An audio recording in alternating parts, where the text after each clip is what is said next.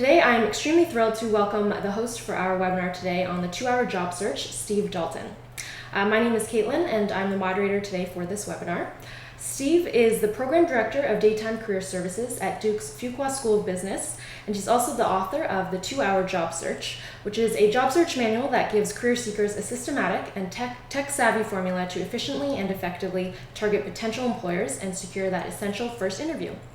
So today we're very excited to hear some of his insights that he's written about in the 2-Hour Job Search. And without further ado, I'm going to turn it over to Steve. Thank you, Caitlin, and thank you everybody for joining me today. I'm really excited to share with you the 2-Hour Job Search. I think we're all going to have a really good time, so without further ado, let's dive on in. So, a cataclysm hit the job search industry back in 1999, and before 1999, the job search was tedious but predictable. In 1999, something very specific happened, and that was the creation or mainstreaming of the online job posting. The most popular form of this was Monster.com. Monster.com really fundamentally changed the job search as we knew it. So before Monster came along, in about 1999, the job search was fairly predictable. Applying to jobs took a significant amount of time, money, and effort. It took time to print out your resume on nice paper at Kinko's, it took time to money to buy postage, and nice stationery to mail off, and it took effort to prepare cover letters that were customized to each employer that you were applying to. The upside of all of this effort was that there was negligible decision anxiety. You knew exactly what you had to do to interview for a job. You just had to actually go and do it. This approach could be summarized as a mail and wait approach. You would mail employers, and you'd be reasonably confident that the employers that were interested in you would get back to you. You would interview, and eventually you would get a job. In 1999, Monster.com hit the scene, and suddenly applying to jobs no longer took time, money, or effort. You could apply to jobs online any hour of the day, and it didn't cost you anything. It didn't cost you stamps. It didn't cost you time at Kinko's. So as a result, people were able to apply to more jobs, and they did, whether they were qualified or not. The downside of this was that hiring managers were suddenly inundated with resumes of qualified and unqualified applicants alike for the limited number of jobs that they had. Whereas the mailing off letters process throttled the amount of applicants and made it easier for them to just pick between the 15 or 20 that mailed them letters, online job postings meant hundreds of people could apply overnight, and that's too much of a good thing. So by removing that time, money, and effort barrier, too many applicants came out of the woodwork. As a result, decision anxiety spiked. There were so many jobs that you could apply to and so many actions that you could take in your job search, but you weren't very confident that any of them were very effective. So as a result, mail and wait with some technology added to it became a spam and pray approach. Essentially, the faith in the job search system broke down.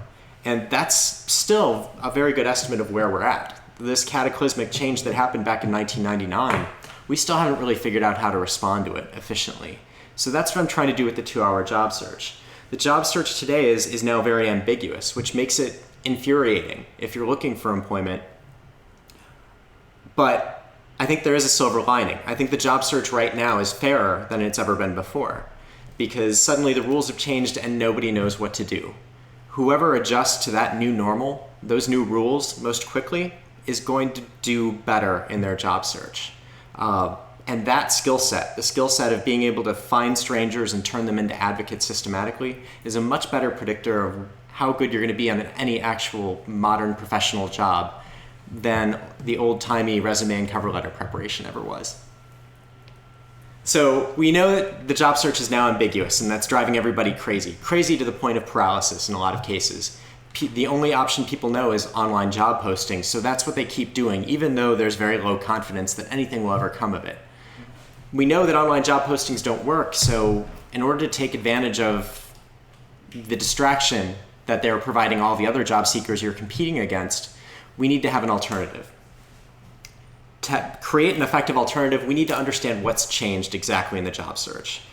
So here on the screen, you'll see the steps of the job search largely outlined. It starts with choosing a career, getting a resume and cover letter together, getting your first interview, passing those interviews, and then it ends up with you figuring out which offer you want to take. The online job posting revolution didn't impact every single one of those steps. In fact, it only impacted one of those steps significantly, and that step is the process for getting the first interview. Getting your foot in the door. That's really what became challenging with the evolution or creation of online job postings. In the modern job market, it's referrals, not resumes, that get you interviews. So the modern job search challenge is getting referrals systematically and quickly, because there are too many resumes for too few jobs.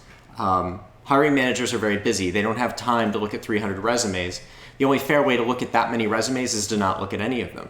So they're asking their coworkers, who do you recommend for this position?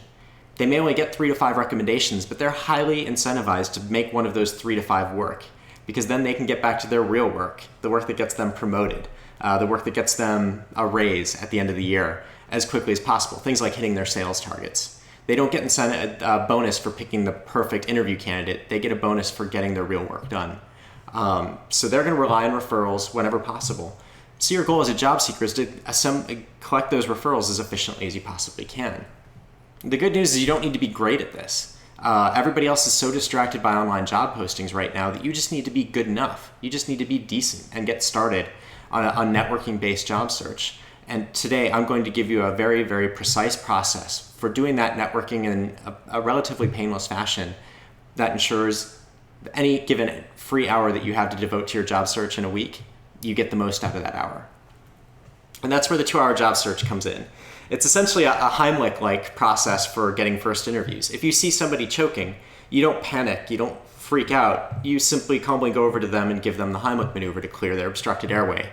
The nice thing about the Heimlich maneuver is it's very simple and it's very specific. There's no creativity to it, but you're not going to be criticized for lack of creativity by the person whose life you just saved. The 2-hour job search attempts to give you something that formulaic, like a recipe. It's not going to give you a list of tips or ingredients. I'm going to give you an exact process for building your network and getting those referrals that lead to interviews as effectively and replicably as possible. It's a process that you don't need to be me to do it. You don't need to be naturally charismatic to do it, or even particularly smart. You just need to be able to follow instructions. So treat this as an exact first draft. It's exactly what I would do, knowing all that I know now in my 10 years as a career coach.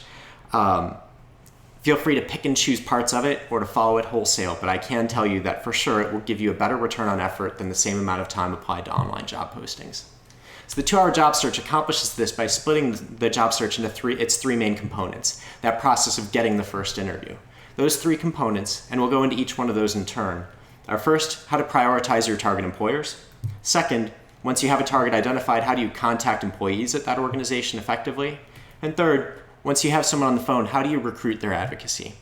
So let's start with the first one of prioritizing employers. But before we talk about that, we need to talk about something far more important, which is reality television. Some of you may be fans of The Bachelor out there on ABC. Some of you may not be fans of The Bachelor, but may have hate watched it 1 or 2 or 12 times. So either way, this is fine. For those of you who are unfamiliar, The Bachelor is terribly awesome television. In it, and there's a gender-reversed version called The Bachelorette. I'll just talk about The Bachelor for the sake of our discussion today. In it, there's a bachelor who's selected, and 25 bachelorettes are furnished for him in a house. And each week he picks one or more of the bachelorettes to kick off the show until only one remains, and voila, romance blossoms for a couple of weeks until the reunion show. For those of you who like visual aids, here's a picture of the bachelor, presumably toasting himself. This show fascinates me from a game theory perspective because if you're the bachelor on a show called The Bachelor, you're going to win. That's good game theory right there. On the flip side, I don't understand why a woman would go on this show or why a man would go on the version called The Bachelorette, because supply is artificially restricted. There's only one bachelor. Demand is artificially stimulated. There's 25 bachelorettes, so it's 4% odds right from the start. There's an opportunity cost. You've got to give up several months of normal dating activity to go on the show. It's a blind purchase, so you don't know that you're vying for the affections of Juan Pablo until you show up. And it's all on national television, which is a recipe for nobody's good side. So basically, I can't even really call that bad game theory. It's just sort of a lack of game theory to go on this show The Bachelor as one of the bachelorettes. What I like to imagine that these women are wonderful, charismatic people in their normal lives, but anyone in that circumstance is going to look desperate.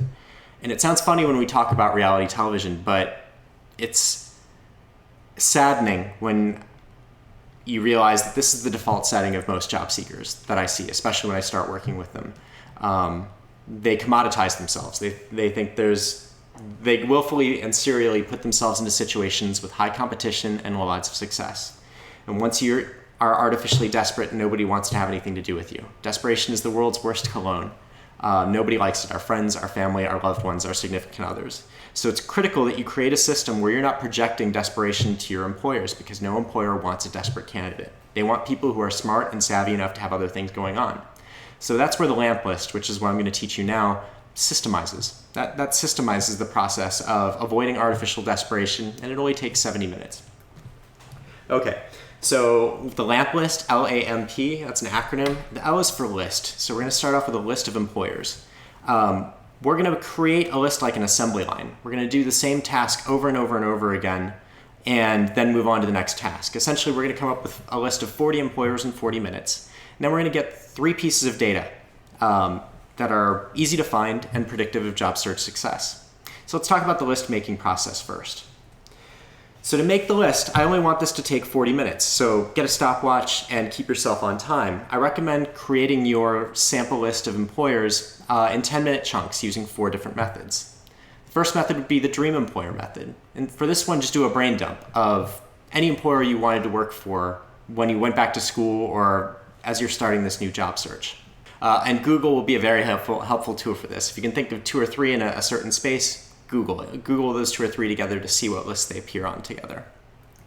The alumni method would be the next one that I recommend. So the idea is to get 10 companies or 10 employers rather in 10 minutes. If you get more than 10 employers in 10 minutes, that's great. If you get fewer in 10 minutes, stop right there and move on to the next step to see if that's going to be more helpful.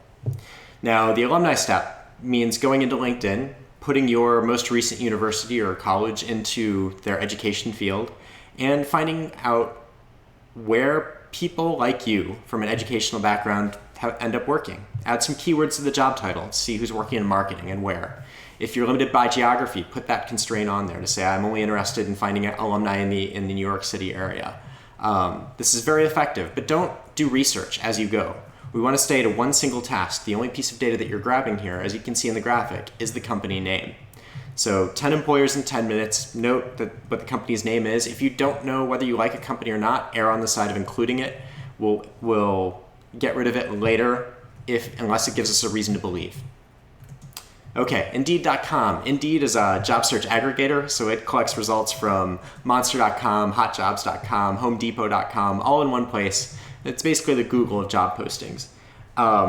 It's really good for a number of things. Unfortunately, none of those things are helping you to get a job because it just it gives you online job postings in a more convenient fashion, but we all know that online job postings are black holes.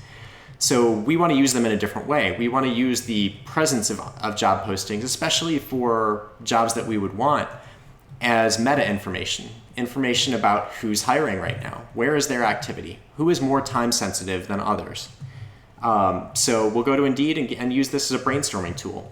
Name your city, name the kind of job that you're looking for, name your qualifications, and see what companies are interested in a person like you.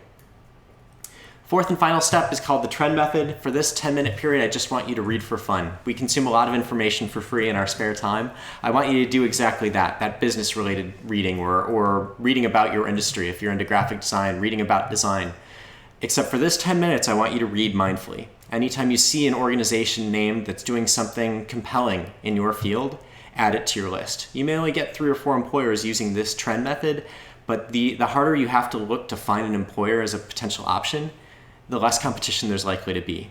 It's a very common mistake that people will make to just pick from the usual suspects when they want to do a job search, the biggest brand names and the most recognizable employers, and stick to that. But that's like putting yourself in a version of The Bachelor with 500 contestants over and over and over again. Done enough times, that will ruin your confidence, which makes you an undesirable candidate. So it's critical that you hedge your bets. Go after those big name employers, but hedge them with some smaller, more boutique-oriented opportunities as well. Okay, and that's it. The borders of our job search have been drawn. Now it's just a matter of coloring in the details. So we're going to collect 3 pieces of data that are easy to find and predictive of job search success. The first column, the A in LAMP, is for alumni or advocates, either way. What I want you to do for this one is go back to LinkedIn, and now for each one of your companies, going down the list, Just enter a simple yes or no in the alumni box next to them, based on whether or not anyone from your most recent university works there currently. So go into the advanced people search in LinkedIn, type in the company's name, put your school in the education field, and set to current to see who's still at that employer, and hit enter. If there's someone working there, that's yes. If not, there's a no.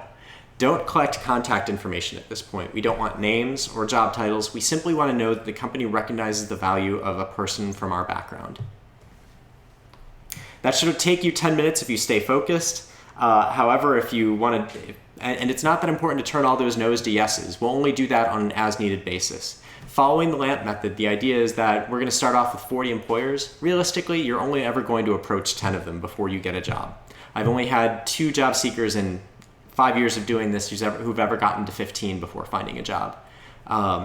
So by being systematic, you don't have to go too deep on this list. Getting data for all of those companies just isn't necessary. The next step only takes 5 minutes, so it's my favorite because it's short and easy. It's the motivation column. This is the proxy for your pain tolerance, your willingness to get ignored by an employer when you email them to ask if they're willing to talk to you on the phone, and keep going. Even using the 2-hour job search, your success rate on your outreach is going to be about 40%. For the engineers out there, that's an A on most tests, 40%. For the rest of you, 40% may sound pretty frustrating as a good success rate, but I guarantee you, the good news is 40% is totally appropriate, and the people that you are hearing back from using this method are the right kind of people in most cases. So the motivation column is simply a qualitative score of 1 to 5, where 5 are your dream companies, the ones you have high pay tolerance. You can be ignored by REI for 5 times before you'd even think about giving up or slowing down. So that would be a 5. Your second tier motivation companies would be a 4. Your third tier would be a 3. Your bottom tier would be a 2. I want you to save the ones for any employers you don't know enough about right now to have an opinion. Don't research them right now to make your LAMP list. That's how this process takes a long time. Just give them 1 as a placeholder. We'll go back and research them on an as-needed basis only. The third step is postings. So LAMP, P is for postings. The postings are a proxy for the urgency of getting in touch with a particular employer. The hypothesis is if they're advertising jobs we want right now, we need to get an advocate there right now. We can't afford to wait a few weeks because that opportunity may already be filled by then. Conversely, if a company's not advertising jobs right now, they're not probably as time sensitive as one that is. They're not thinking about recruiting right now, or maybe they're not financially well off enough to be doing hiring right now. Regardless, they're a lower priority target than one that's actively hiring for jobs that you would want. So we go back to Indeed.com and one by one go through our companies and give them a score of 1, 2, or 3. If it's a job that you could apply to right now because you're qualified and you want it, it's a 3. If it's a job that's not quite interesting to you, but it's suggestive that there's some interesting hiring opportunities there, it's a 2. For example, if you want to do a finance job, but they only have marketing jobs for MBAs and you're an MBA, you know the company's willing to pay an MBA salary, just not for your function quite yet. So it's a 2. Not perfect, but it's suggestive of some promising prospects in the future. Now, if they're not doing any hiring, it's a 1. There's no time sensitivity to it at all. And that should take you about 15 minutes. All told, the LAMP list takes about 70 minutes to create, but that 70 minutes is the most important 70 minutes of your job search. The 2-hour job search refers to the amount of time it takes you to start from scratch and reboot your search. If you start at noon today, you would be done by 2 p.m. The best thing you could do at 2 p.m. today is wait for responses to come on in. The first half of that process is getting your targeted list together, so you're spending effort on the right, most promising targets. The second half will be how to contact them effectively. So we'll talk about that next. But just to show you what a final LAMP list looks like, once you have all the raw data in, we would sort it first by motivation from high to low, because that's your willingness to withstand rejection is the engine that drives this process forward. So all your 5s come before all your 4s and all your 3s. Within that group of 5s at the top, the ones that have the most time-sensitive postings are prioritized above those that don't. So your 5 3s would become before your 5 2s in the 2 rightmost columns. Now, within those 5 3s, we're going to prioritize the ones where we already have a contact who's likely to be sympathetic because we share a school with them, or we share a neighbor with them, or we just know them personally.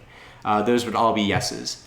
We can go back and turn those no's to yeses, and I have a good discussion to that in the book itself and on my LinkedIn group about how to turn no's to yeses systematically. We just don't have time for it today. Rest assured that you can turn any no to a yes, especially with all the technology that's available today.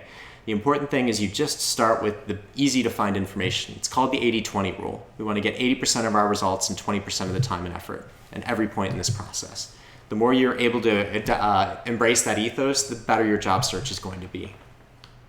Okay, so to summarize what we covered in this step, step 1, prioritize. Be the bachelor in your own job search. Don't be one of many bachelorettes. Nobody likes desperation, and it's a recipe for a very discouraging, frustrating job search. You need to protect your confidence and your motivation in this process.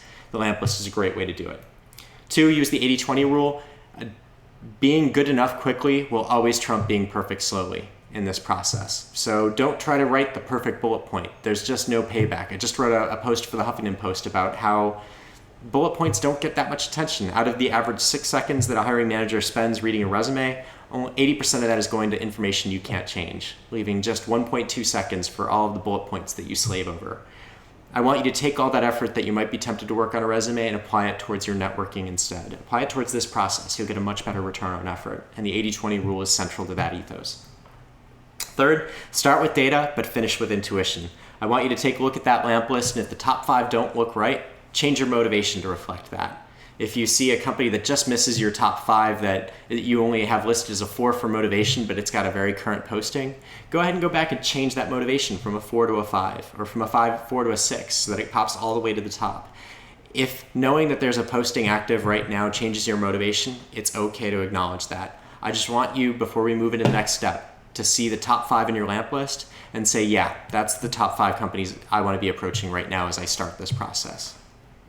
And that is the output of this step of the process, top 5 targets that we'll take in the next phase. Okay, so that was how to prioritize your targets. Let's talk now about how to contact employees. How do we pick the right person at each of these employers and then get their attention as effectively as possible? The most common complaint I get about outreach in the job search process is people never get back to me. And I wholeheartedly agree, some people will never get back to you. I call these people curmudgeons. They're awful people. They hate babies. They kick puppies. Or they're perfectly lovely people that have no interest in helping you find a job. The important thing is they're not going to engage with you. That's actually pretty good news. They're not the worst segment of the 3 segments of people you'll encounter because they're very clear about not being helpful. The worst segment of people that you run into is a group I call obligates. They want to appear to be helpful, but they don't actually want to be helpful. They will do things like set up a call with you, but then cancel at the last minute and get really squirrely about rescheduling. Or they'll get back to you, but only after a couple weeks of radio silence. These people are dangerous because they take your time and effort and give you nothing in return. The disproportionate majority of your help that you get in the job search process comes from this 3rd segment, a group I call boosters. They say things like, if you tell me you're from my school or from my neighborhood, you automatically get 15 minutes of my time. These people may only be about 25% of the people that are out there, but they're going to give you the majority of the help that you get in your search.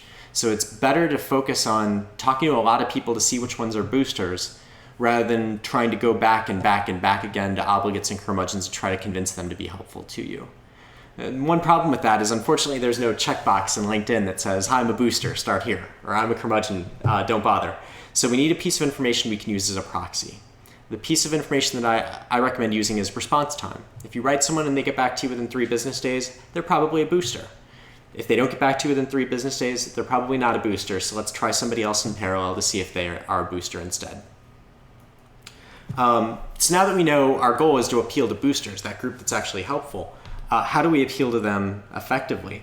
Well, to do this, we're going to refer to some research from my colleague at Fuqua, Dan Ariely. He wrote a book called Predictably Irrational, which is wonderful. I recommend you all read it. But he did an experiment with an experimenter moving a couch out of a truck up to an apartment with no elevator, so he had to run some steps with it. The experimenter couldn't move the couch themselves, so they would ask passersby on the street if they'd be willing to help under 3 different conditions. First condition was, can you help me with this couch? I can't do it myself. Second condition was, can you help me with this couch? I've got $5 on me. It's all I've got on me. It's yours if you'd help me. Third condition was, can you help me with this couch? I've got $50 on me. It's what I'd pay a mover, but I need the help right now. Can you help me? So the 3 conditions were no pay, token pay, and fair pay. What he found was that, not surprisingly, paying a fair wage is a pretty good way to get people to do things. One of the surprising findings of this study was paying nothing at all was just as effective as paying the fair wage. The second surprising finding was paying $5, the token wage, was far less successful than either of the other 2 approaches. What he hypothesized happened is once you introduce compensation into a request, you switch someone from a social norm to a market norm. We fundamentally change how we make decisions. If you ask me to help you move a couch with no compensation, the benefit to me is good karma. I'm doing a good deed. I'm helping someone in need. But as soon as you try to compensate me for that through gifts or money or future favors, then I'm starting to do a time value of money calculation, a cost-benefit analysis. Is it worth it $5 for me to get sweaty and take 15 minutes of my time? No. For $50, maybe. For $1 million, count me in. But this really resonated with me when I thought about the job search, because the conventional wisdom in this space is full of tips about how you should do things. Here's 50 ways to do things, and trial and error it and figure out what works best for you. I take the opposite approach. I tell you exactly what I would do. The conventional wisdom in this space has been to write a cover letter and make that your initial outreach email. Talk about the value you would add to the company. Talk about why they should hire you. But to me, that's a lot like offering them $5 to move a couch, because realistically, the person that's going to help you isn't going to get promoted because they helped you join the organization. The stock price isn't going to immediately jump up. The reason someone would help you with your job search is because they're driven by a social norm. They want to do you a favor. They've been in your position and appreciate how far that help goes. So you don't want to alienate them by trying to compensate them or prove to them why they should talk to you. It's much better to stick to the social norm and ask them for a favor. So we want to write an outreach email that reflects that, a social norm-based outreach rather than a market norm-based outreach. So I'll show you what that looks like now. Here's an example. I call it a 4-point email. My name's Beth, and I'm a Duke MBA student. This is based on the original one. Can I ask you a few questions about your experience at Red Hat? I'm trying to learn more about marketing roles at tech companies in North Carolina, and your help would be greatly appreciated. Very short and sweet. Here are the 4 points that make it such a powerful email. First, it's concise. Less than 100 words is what I recommend. That one I think was 44. Everybody's checking email on phones these days, so they don't have time to, on this phone you can read a 50-word email, but you can't read a 300-word email. You may even want to. You may be a booster who wants to read that email, you just don't have time to process it, and longer emails require longer responses to not look rude. It would be rude if you got a 300-word note and wrote back, tell me sometimes you're available. However, to a 50-word outreach email like that one that we just showed, tell me sometimes you're available is totally appropriate as a short, sweet response. So we want to minimize the barriers to entry for the boosters that we're attracting. Second, there's no mention of jobs. Realistically, they know you're looking for a job. There's no need to make it explicit. Nobody does this process for fun. At least I hope not. State your connection first is the third point. You want to let your booster know that you're not spamming them. You either went to the same school they did, you found them quoted in an article that you found impressive. Put that in your first line so they know where you're coming from. Fourth, I want you to define your interest specifically and generically. This is a bit of a more detailed point. There's more information in the book about this, but in this sample email, defining your interest specifically meant you're interested in Red Hat. Defining your interest generally meant you're interested in learning more about marketing careers at tech companies in North Carolina. That way, if there's a hiring freeze at Red Hat, your booster doesn't shut you down and say, I'm sorry, we're not hiring, good luck with your search.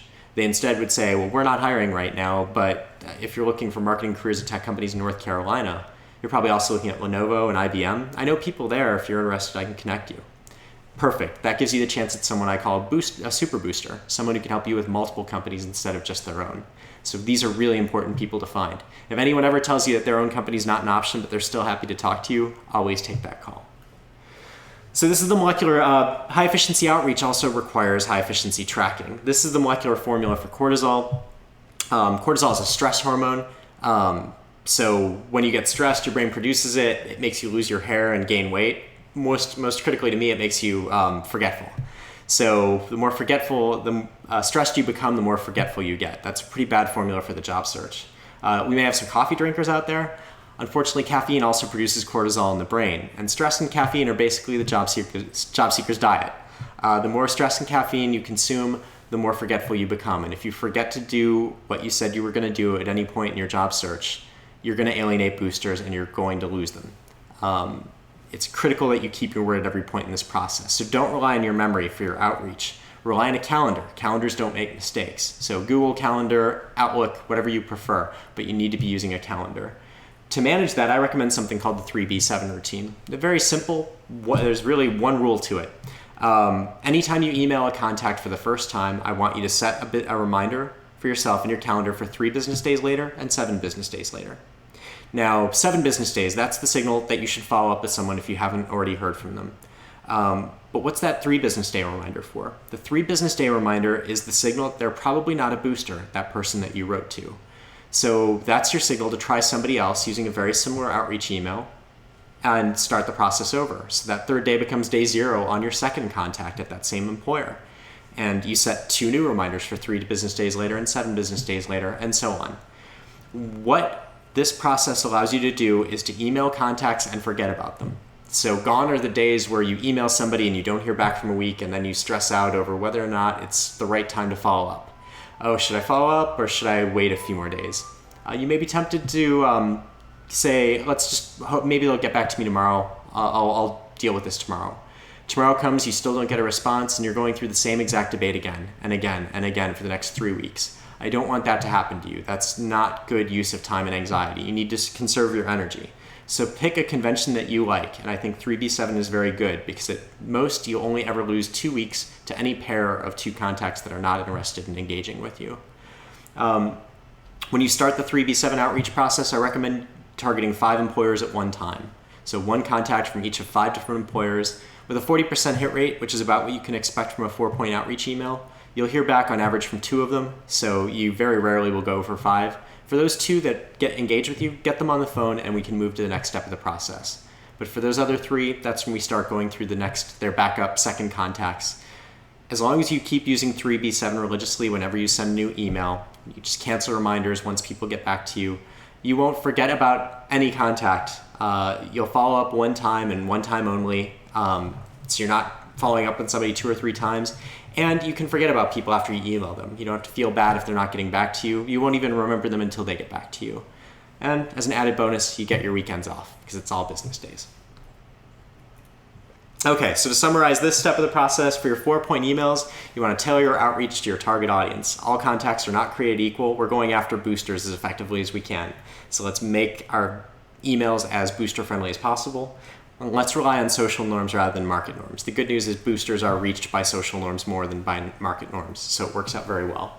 For the 3B7 routine, recognize that your memory is faulty, so use a calendar and a routine that you like, and treat it probabilistically. Don't fall in love with any individual contact. Instead, treat every contact as a 40% chance of a response until they get back to you. Once they get back to you, then treat them like the booster that they are. Okay, the output of this step is an informational meeting, and that's where we'll take in the 3rd step of the process. The informational meeting is where we turn that stranger into an advocate. Okay, everyone needs jobs, and it's not just charismatic people. Charismatic people have a much easier time forming relationships with strangers, but I'm not naturally charismatic. I was in business school, though, and I needed to make relationships with people to instill them with trust that I could be a good employee one day. So opting out of forming relationships is not an option. You need to have a framework or a diagnostic that works for you that helps build trust in people systematically in your abilities. I'm sort of like the Tin Man, I don't really have a heart, so having algorithms to follow takes a lot of the anxiety out of meeting new people for me. Having a list of questions that I can run people through. So I'm going to show you my list of questions. It's called the Tiara Framework. Important thing to note about informational meetings and the job search in general is that likability trumps knowledge. There are plenty of knowledgeable people out there, plenty who are more knowledgeable than you, but not all of them are likable. And finding a likable, knowledgeable person is really, really challenging. You can't really change your level of knowledge at this very moment. You can't change your past work experience. You can't be a candidate that had that job before somewhere else when you're looking for a new job. But you can predictably make yourself more likable to contacts at your target organizations. And it doesn't involve any salesmanship. You don't have to be a good natural salesman. Not many of us are natural salesmen. If you've ever seen someone try to sell who's not a natural salesman, it's really painful to watch. So don't think that you need to be a salesman in this process. You can build likability systematically simply by asking questions and being genuinely curious. And that's what I'm going to walk you through right now. The informational meeting, it's important to understand the structure. There's 3 basic parts of it. There's small talk at the beginning, there's a Q&A period at the end, or in the middle, and then there's next steps at the end. So let's talk about each one of those. For small talk, the whole meeting will take about 30 minutes. For small talk, I have a good amount of discussion. I've had to cut this for time, but there's a good amount of discussion in the book, The 2-Hour Job Search, about the right amount of research for an informational meeting. I recommend 15 minutes, but there are 3 questions that it's critical you're able to answer before you go into an informational. And those 3 are: tell me about yourself, why are you interested in our company, why are you interested in this industry or this particular function. But my book goes through how to answer those effectively. And in the book, you'll learn my 3-question algorithm for initiating small talk if it doesn't come naturally to you.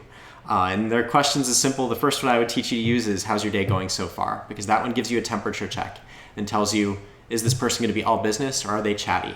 If they're chatty, they're going to give you some extraneous information that you can use as a follow-up question concept.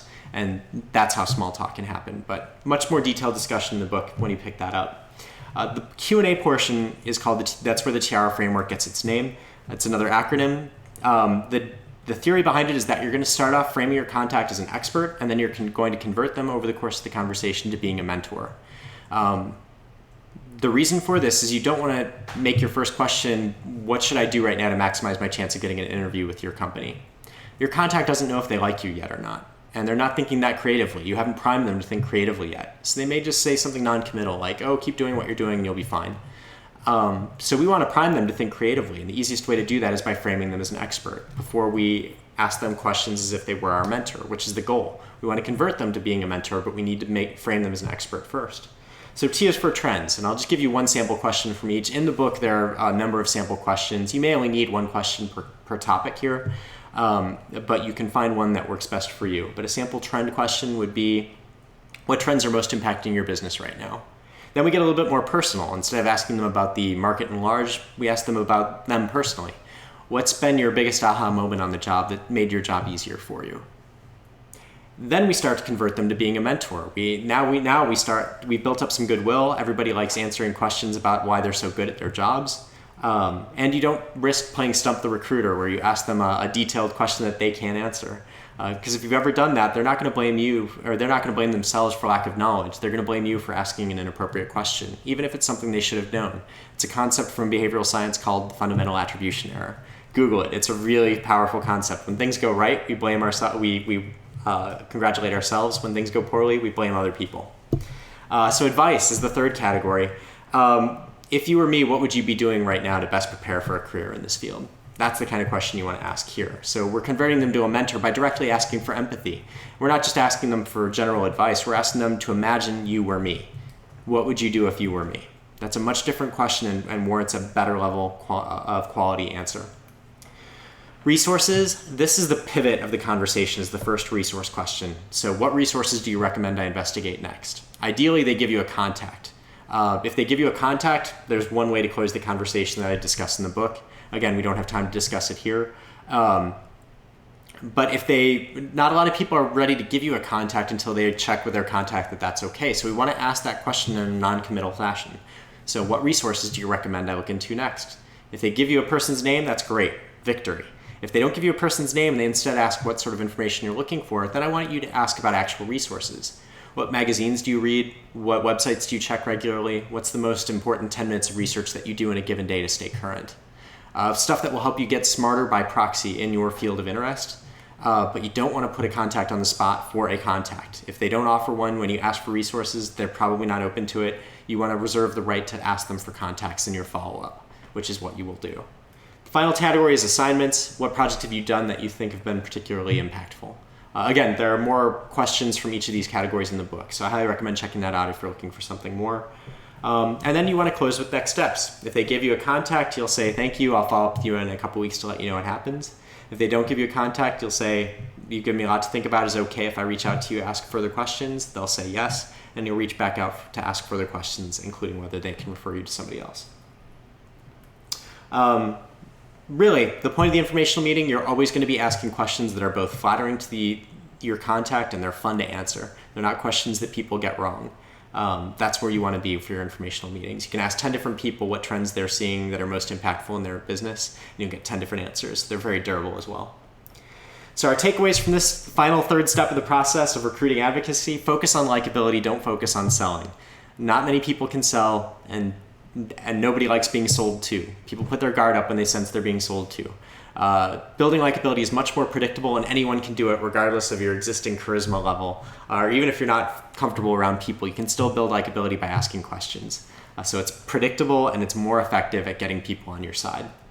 Second, the Tiara framework can be a starting point. You can plan on going into an informational meeting and following it exactly to a T, or it can be a fallback on short notice. If you find yourself at a lunch table with somebody who works for an employer you've never even heard of or considered before, Tiara doesn't require that much advanced research. It's good to do that research if you have the opportunity, but if you're ever put on the spot, I've used Tiara at wedding reception tables when I've been sat with a bunch of strangers and nobody wanted to talk. It's incredibly durable because everybody seems to enjoy talking about their work. So it will be good as a fallback or it will be good as a first option. Most importantly, check back in systematically to extract the maximum benefit from your informationals. You're not going to get the full benefit of your informationals in that first meeting. Once you get that referral from a contact or once they say they don't know how else to help you, but they've given you some advice to go run with, set a monthly reminder for that contact to give them courtesy updates to let them know where you stand. If they gave you advice, recap that advice, let them know how you benefited from that advice, and then ask them for more advice. That's how you deepen the relationship. It uses a concept called the Ben Franklin effect, which I recommend you Google. It's also discussed in the book. But over time, people are suddenly, things that they were screening out because they don't need an entry-level job, they've already got a job. They're screening that information out because they didn't know of any relevant candidates. Once they meet you and like you, suddenly that information becomes relevant to them. So when they hear it in the future, they'll register it. But you need to go back and prime them to let them know you're still out there looking, because they're not always going to feed that posting to you proactively. The output of this step is a referral, and referrals are the only predictable way to get interviews. No matter how many resumes you send on online job postings or how many hours you spend doing it, there's no guarantee any of them will turn to an interview. But I can guarantee you the more referrals you have, the more interviews you will get. It's just there's no guaranteed time frame for that happening. But there's no time frame for online job postings either. So let me summarize the entire session and then thank you for your time. From the prioritized step of the process, the big takeaway, be the bachelor in your own job search. Don't be a serial bachelorette. Nobody likes desperate. Second, from the contact portion of the presentation, target boosters. All contacts are not created equal, so focus on the ones that give you all the help. From the recruiting advocacy portion, don't sell, be likable. It's easy, it's far more effective, and anyone can do it.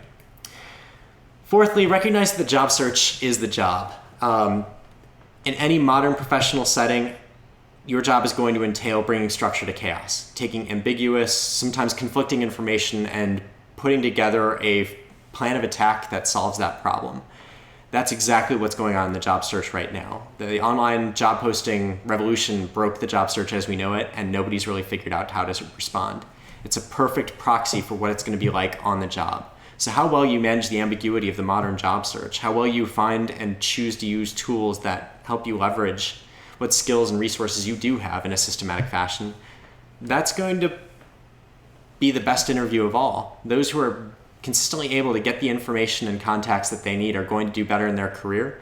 And that candidate, the one who gets in through a referral rather than a resume, is always going to be given special consideration because they're a known quantity. So recognize that the job search is not a trivial sort of separate task. It's not this alien task that's a necessary evil. It is the best simulation of what you would be like on the job that's available. And companies, that doesn't go unnoticed by companies. So the better you are at getting referrals, the more appealing as a job candidate you're going to be. Fifth and finally, the job search is like fishing for lobster, not fishing for fish. When you fish for fish, you put bait on a hook, throw the hook in the water, fish swim up, and you have dinner. So there's some instant gratification. There's a clear tie between effort and results.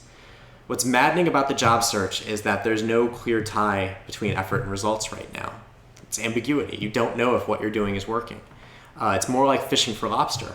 When you fish for lobster, they don't swim up to hooks, so you've got to bait cages, like these traps, and you drop them in the water, and then you check them every day or two to see if you've caught anything. You don't know with certainty that any individual trap is going to catch you a lobster, but you do know with certainty that the more traps you have in the water, the better your odds of success of catching a lobster eventually. Every referral that you make using the 2-hour job search is like adding an additional lobster cage into the water. So over time, you will have more and more referrals, and those will inevitably lead to interviews. It's not that I think the 2-hour job search is fun or even particularly fast, but it takes all the anxiety, the decision anxiety, out of the job search process, and it will predictably lead you to a job eventually. It may not be fast, but it will put you in a better position to get a job if you spend 8 hours applying that process predictably.